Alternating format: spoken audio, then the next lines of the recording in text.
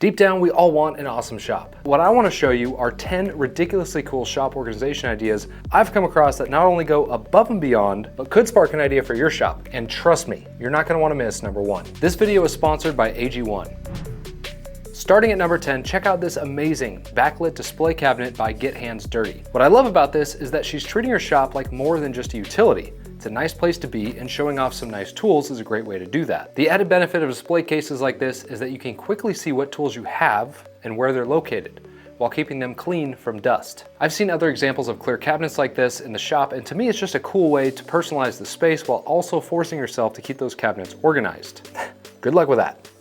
Number 9 is an ingenious design from April Wilkerson, where she effectively doubles the display surface area of this cabinet.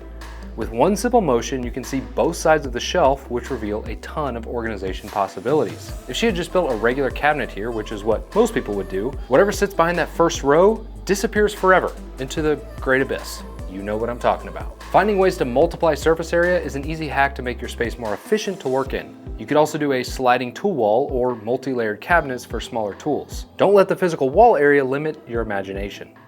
For the next one, we go to the GOAT of shop organization, Adam Savage.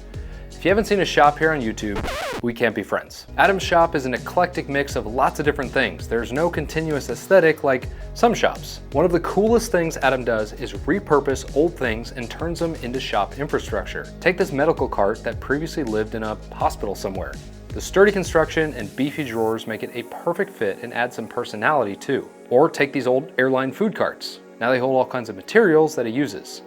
Another great example of this is Laura Kampf. She repurposes all kinds of stuff in her shop, and the result is kind of a cool vibe. Maybe it's not your thing, but next time you're at a garage sale or an estate sale, keep an eye out for those unconventional solutions for your space. Coming in at number 7 is such a cool concept that pretty much all of us can use. A powered lift for an attic or upper level storage. Here's an example from Jay Bates, which is kind of like a wall-mounted elevator that rides along 2 lengths of unistrut. As you can see, it's big and strong enough to get some pretty heavy stuff up and down. It sure beats balancing really heavy boxes on your head while you're trying to climb up and down those rickety drop-down ladders that we all despise. Here's another example of a ceiling-mounted hoist for doing the same thing. I'm actually going to be doing something very similar to this in my new shop build. Being able to pick up heavy things out of my truck bed sounds pretty awesome. Plus, I plan on using the upper attic space for some cool stuff.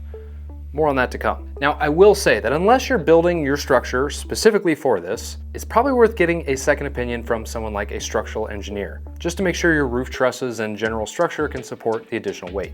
Next up is a clever way to store tools when you don't need them. Now, we've all seen flip-top carts, right? Basically lets you double the tools that live in the same footprint.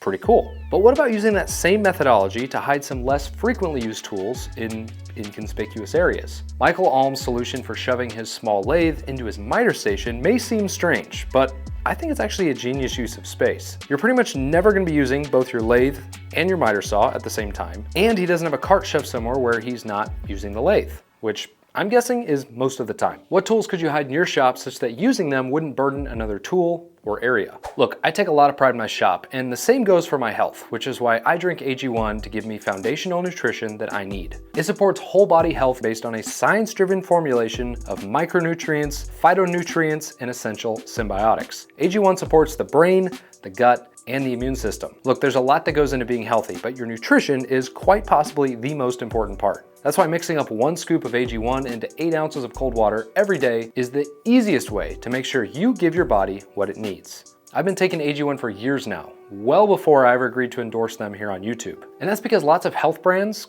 come and go, but AG1 has remained as one of the most trusted supplements recommended by health experts out there, like Andrew Huberman. So whether you're an athlete or someone looking to just improve their health, I believe AG1 will give you the biggest bang for your buck. You'll feel better, have more energy, and can even help reduce stress. Start making AG1 a part of your daily routine, take control of your health, and save $20 when you subscribe at drinkag1.com/shopnation. AG1 is also going to be giving my community a free 1-year supply of AG vitamin D3 and K2 and 5 free travel packs with your first purchase. Big thanks to AG1 for making prioritizing your health easy and for sponsoring this video. All right, we're in the top 5 now, starting with one of my favorite uses of spaces, drawers. There's a spectrum of options out there, ranging from simple bins, laser cut pockets specific to your tools, to fully custom 3D printed solutions like this. I mean, come on, you didn't think I'd make it through this whole list without bringing up 3D printing, right? Now this is obviously overkill and is so specific that it really is not helpful to most. But what sits between those extremes is Gridfinity. This is an open source modular storage system designed by an actual cyborg. No matter the shape of the drawer, or the tool for that matter, you can 3D print a seemingly infinite number of variations to fit your space. Plus it could make for a really good excuse for finally buying that 3D printer for your shop. Nothing drives innovation more than necessity, so it's no surprise that Woodshop Junkies has come up with some insanely cool solutions for a small shop. And it's not just the small space though, it's the ingenious mind of Genius. That really makes the difference. He's got so many examples of unique solutions that you just don't see every day, all of which could probably be applied to your shop, by the way. He makes use of every precious square foot, or meter of wall space, and the result is a masterclass at efficiency. His channel is full of gems worth checking out that can help make any space feel huge. Okay, coming in at number 3 is a staple for DIY projects, especially here on YouTube, and that is LEDs. They are so ridiculously cheap and can tastefully level up your shop, as long as it's tasteful. Whether it's an open activated drawer or cabinet lights, under cabinet lighting, or even just some cool backlit effects, LEDs can take your space from utility to functional beauty. As long as you're not adding ridiculous pulsing LEDs that's gonna cause you to have a seizure and fall face first into your table saw. I think that generally more light creates a more enjoyable and safe working environment. Plus it just looks cool, especially when you pair it with some acrylic like this. It seems like no matter how much time we spend on shop layout, we're always gonna have some kind of awkward gap between cabinets and walls or unused area behind a piece of shop furniture. Maybe an area is too narrow to really fit a usable cabinet or shelf.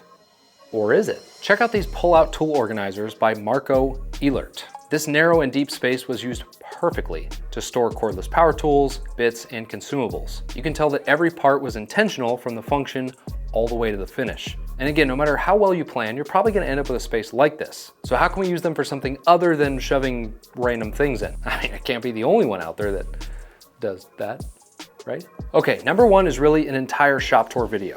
And I'll just come out and say it. It's probably the best thing to come out of the lockdown. Tiger King being a close second. This is, without a doubt, the most ridiculous, over the top, downright amazing shops I've ever seen. So much so, this is the only comment I could think to write when I first saw this 3 years ago. And here are just some highlights. Ready? He starts the tour here at what he calls the general purpose workbench. I mean, just take it in. The part storage, the tool organization, the drawers. He says the workbench is made out of red oak, walnut, bloodwood. What the hell is bloodwood? And a little bit of teak. Sounds about right. Guys, we're only about 15% into this video. Just wait. He then proceeds to show off what I can only describe as a one-off work of art, aka his outfeed table. Next to it is a clamp rack rendering any clamp joke utterly ridiculous because he actually doesn't need any more clamps. Okay, I take it back. That outfeed table that we just saw was absolute trash. This is a work of art. A workbench that can only belong in the Vatican if it had a wood shop. A saw blade assortment that doesn't even make sense to me. What? Next is the world's most beautiful miter station with not 1, but 2 Bosch Axle Glide miter saws. What a chump, doesn't even have a festool. I mean, who inlays a miter station? The thing is amazing. Doesn't look like it's ever seen sawdust. Then a basic lathe cabinet out of Queenswood. What aisle is Queenswood in at Home Depot? Which is impossibly clean, by the way, and totally organized. And then over here, wait, pause. Is that the world's nicest shop pencil holder too? What the? Okay, then we enter the second portion of the wood shop. Good Lord, there's more, which again, on its own is nicer than anything I've ever seen in my life. Just a junky little sharpening area here to the left. Probably got those cabinets at IKEA. Next up, we have a 3-headed router table, sitting on an impossibly nice base. Then a series of machines that I couldn't tell you what they do. Wait a minute, aha! What a joke this guy is, he's got a Craig Foreman pocket hole jig. No, seriously, I mean, why would he even need that?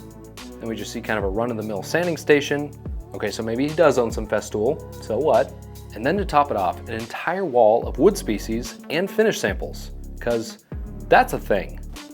Holy crap. Do you know what this looks like? It looks like if Batman's cave was in a woodcraft. Guys, this video is over 50 minutes long, and I urge you to check it out starting at the 12-minute mark where the tour actually starts. Sorry, now I'm just thinking about the number of weeks he must have taken to clean that place before he did that shop tour.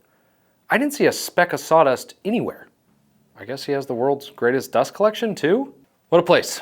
I will, of course, have all of the original videos linked down below. Go show all of these people some love. They deserve it. Now get up and get after it and do some shop greatness or something.